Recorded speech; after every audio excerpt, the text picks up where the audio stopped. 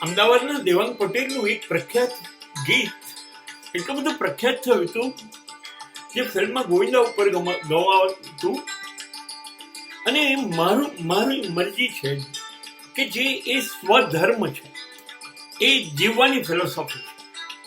मैं चाहे ये करूं, मैं चाहे वो करूं, मेरी मर्जी. मैं एवरेस्ट पे फुटबॉल खिलवाऊं, मेरी मर्जी. अपनी शादी मैं न जाऊं, मेरी मर्जी. સેટાયર હતા પણ જીવનનો સંદેશો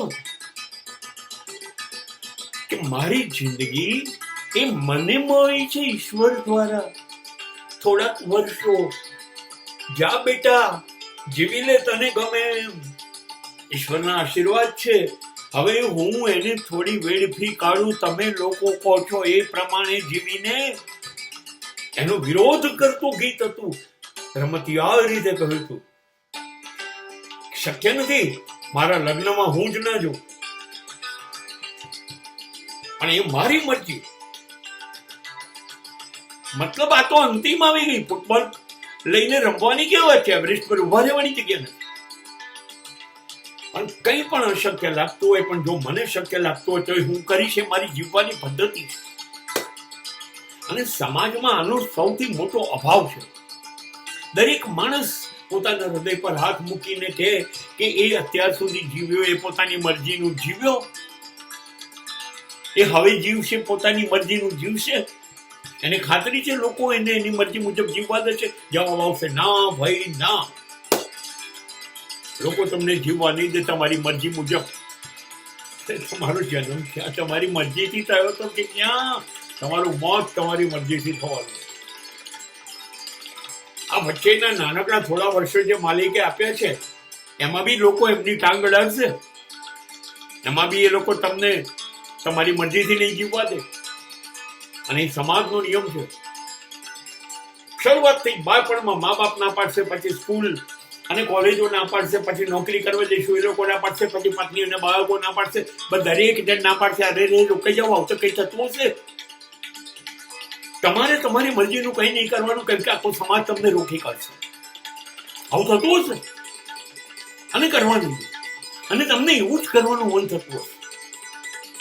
તમને એમ જ થતું હશે હું શિયાળામાં 5 વાગે સવારે બહાર જઉં, ત્યાં બેસીને રોડ પર ચા પીવું, ના પાડશે. ચોમાસાની અંદર તમને ચડ્ડી બંડિયાન પહેરીને બહાર જઈને ધમધોકાર વરસાદમાં પલળવાનું મન થશે, લોકો ના પાડશે.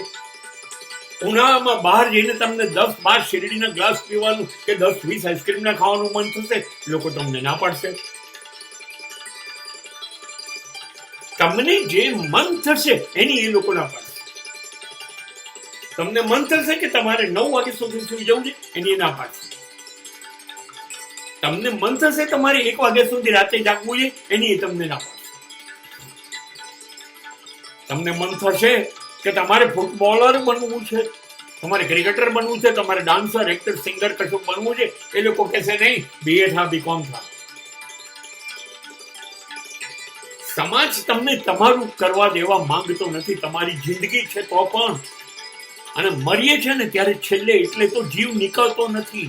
હાથ પગ કાન બધું ચીસો પાડે છે યાર. રહી ગયું, બધું રહી ગયું, કશું થયું નહીં. અને એટલે આપણો જીવ નીકળતો નથી, કેમ કે આપણે આપણી મરજી મુજબ જીવતા નથી. હવે જો આપણી મરજી મુજબ જીવવાનું શરૂ કરીએ ને તો પહેલા એક સૌરાષ્ટ્રમાં કહેવત હતી, બારવટિયા. તો સમાજ આપણને બહાર કાઢી મૂકશે, તગેડી મૂકશે, કડી પાર કરી દેશે. ચલો આ તો વિવેકી માણસ છે, સંસ્કારી નથી, અને આ તો કોઈ માણસ છે યાર, હવે તો કઈ જીવાતું હશે. સમાજ આપણને કાઢી મૂકશે. ખરેખર ઈશ્વરે કહ્યું હતું જા જિંદગી જીવી લે, જિંદગી ના મિલેગી દુબારા. અને આપણે આયા હતા અને આપણે હવે માનતા નથી.